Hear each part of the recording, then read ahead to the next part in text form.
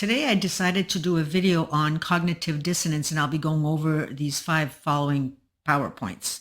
Number 1, why codependency and narcissism are a perfect storm. We'll dive deeper into why these dynamics fit so well together, almost like they were made to feed each other. The second one I want to address is how to recognize cognitive dissonance in real time. Break down those aha moments where codependents start to question reality with relatable examples. Number 3, we'll talk about the emotional toll of staying stuck. What happens to a codependent's self-esteem, identity, and emotional health the longer they stay in the dynamic. The fourth one is about breaking the cycle. We'll focus on empowering steps for codependents to disrupt the triggers and regain control over their lives. And lastly, number 5, the narcissist's role in the cycle.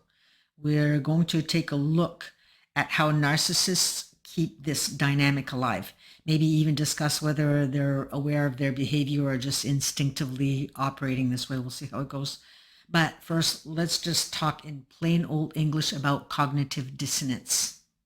You know that feeling when something just doesn't sit right, but you push it aside because the truth feels too hard to face?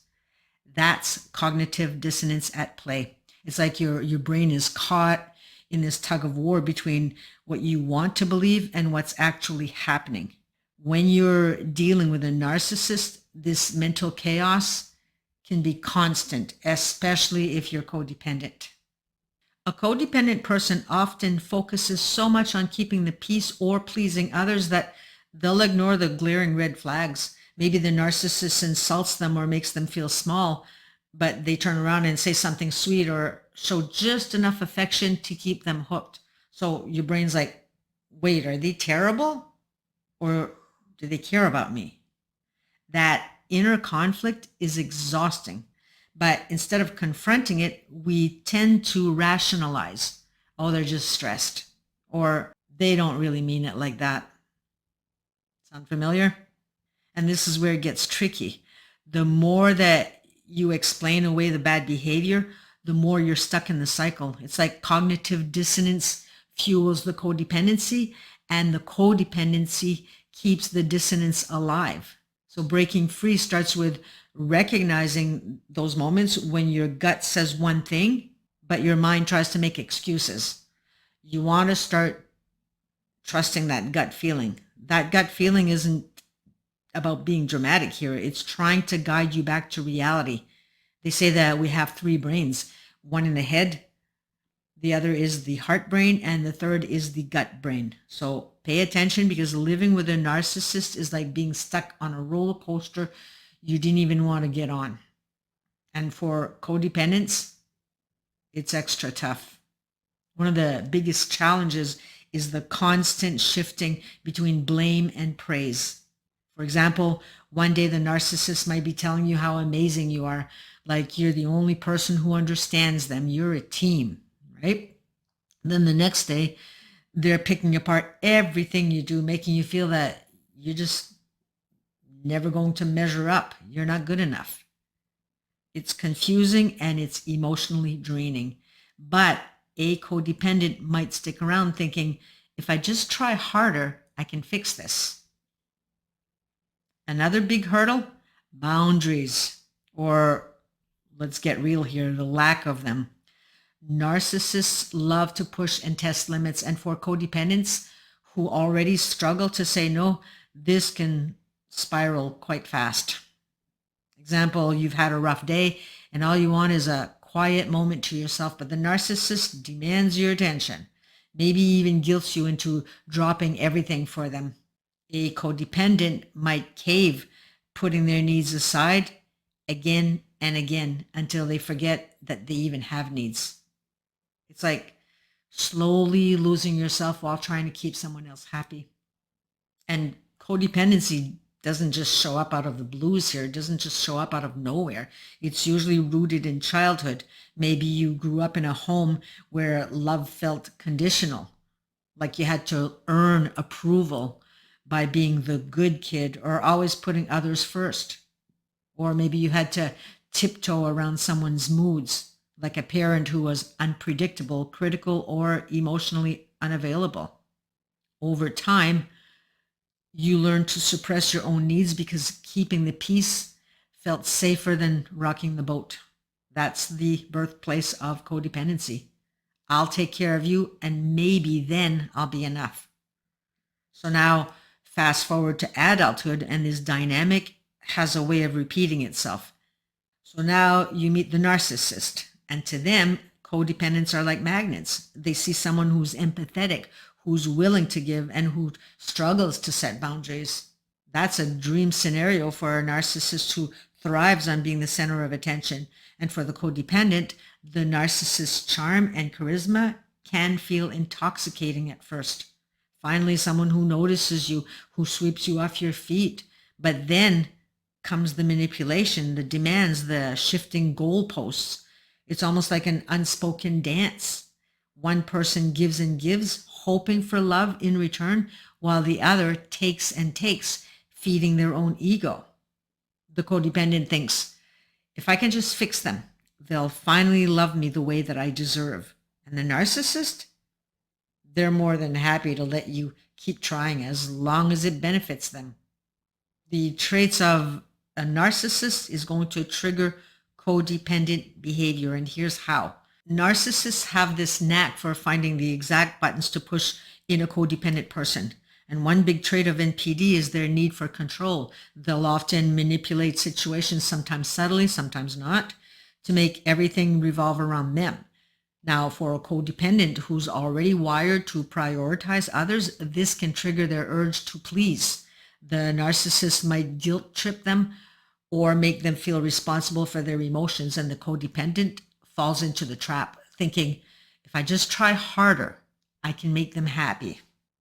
And as you all know, another trait is the narcissist's lack of empathy. When they dismiss or invalidate the codependent's feelings, it often triggers self-doubt. Instead of standing their ground, the codependent might think, maybe I'm overreacting. Maybe it's my fault. And this reinforces the cycle of ignoring their own needs to avoid conflict or keep the narcissist calm. And then there's the love bombing. Narcissists are masters at being charming and attentive when it suits them, which can activate the codependent's deep need for validation. And that affection, however fleeting, feels like proof that they're doing something right. But when the narcissist inevitably pulls back or criticizes, it throws the codependent to overdrive, working even harder to regain that perfect connection. It's a toxic loop. The narcissist's traits trigger the codependent behavior, and the codependent's response feeds the narcissist's need for control and validation. We need to learn to step off the merry-go-round. Okay, so let's take a look at the PowerPoint that I mentioned. Number one, why codependency and narcissism are a perfect storm. When you look at it, codependents and narcissists are like puzzle pieces. Each has what the other needs to sustain their unhealthy patterns. Codependents thrive on giving, fixing, and making others happy. Narcissists, on the other hand, thrive on taking, controlling, and having their needs met at any cost. Their traits, they complement each other in all the wrong ways. Think about it. The codependent gets a sense of worth by being needed, and the narcissist feeds that by constantly demanding attention, validation, and emotional labor. The codependent's lack of boundaries allows the narcissist to take more and more without resistance, while the narcissist's charm and love bombing keep the codependent hooked. It's a toxic cycle that feels impossible to break because both people are getting something out of it, even if it's harmful. And by the way, this is not your fault. You've been programmed. The second one is how to recognize cognitive dissonance in real time. Cognitive dissonance sneaks in when you're living with a narcissist. It's that internal conflict that hits when your gut says one thing, but your mind tries to convince you otherwise. For example, they might say something cruel, and your first instinct is to feel hurt or angry. But then you rationalize, maybe they're just having a bad day. They didn't really mean it. That right there is dissonance in action.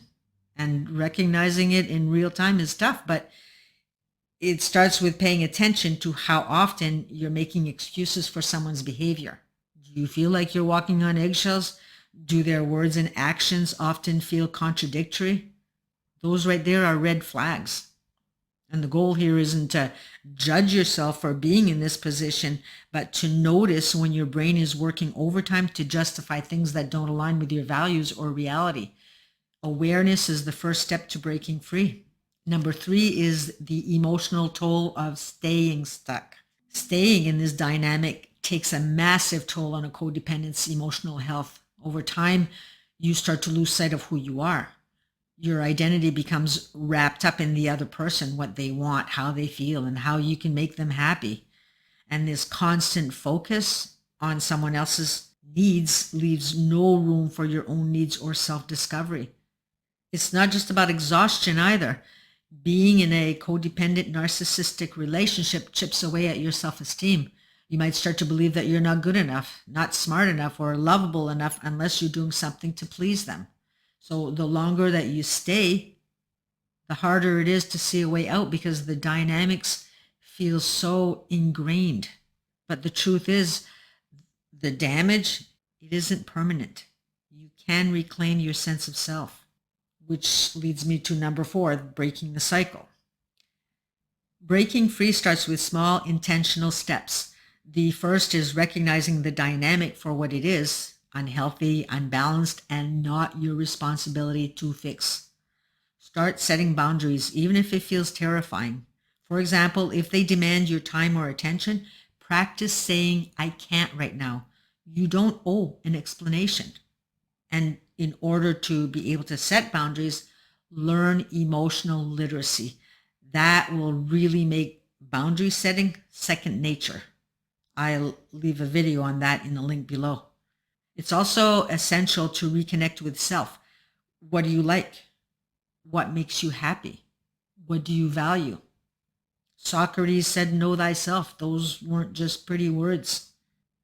Codependents often lose sight of these things, but rebuilding that connection can help you find strength and clarity.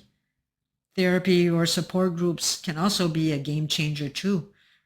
Remember, breaking the cycle isn't about changing the narcissist. It's about changing how you respond to them. It's about changing you. And lastly, number 5, the narcissist's role in the cycle. Narcissists play their part with surgical precision. They know how to exploit vulnerabilities, whether it's guilt tripping and making you feel bad for setting a boundary, or using love bombing to pull you back in when you start to pull away. Their behavior isn't always calculated, but it's often instinctual. They're driven by their need for control and validation. The tricky part is narcissists rarely see themselves as the problem. They might even believe their behavior is justified, and this makes it easy for them to deflect blame, leaving the codependent to shoulder all the emotional burden. And understanding this dynamic does not excuse their actions here, but it does help you to stop internalizing their manipulation. You didn't cause it, and you can't fix it, but you can choose to stop playing the role that they've assigned you. Remember, this isn't what you signed up for when you entered this relationship, at least not on a conscious level anyway. You didn't sign up to be someone else's slave. You didn't sign up to be denigrated. You didn't sign up to have constant chaotic days and constant eggshell walks. You signed up to be loved, to feel safe, and to feel wanted. You signed up for laughter and for memories, building good memories, not bad ones. I mean, stop for a moment and look back to see if you can find any good memories with them that still make you smile to this day. Food for thought. So it's time to sign a new contract. Sign one for you this time, and make sure to read the small print before you sign. In other words, know what you want and do what it takes to get that. So on that note, that is all for today, and I am hoping that this talk shone a light on some of you, all of you preferably. So I'm wishing you a great day, and we shall see you in the next video. Bye for now.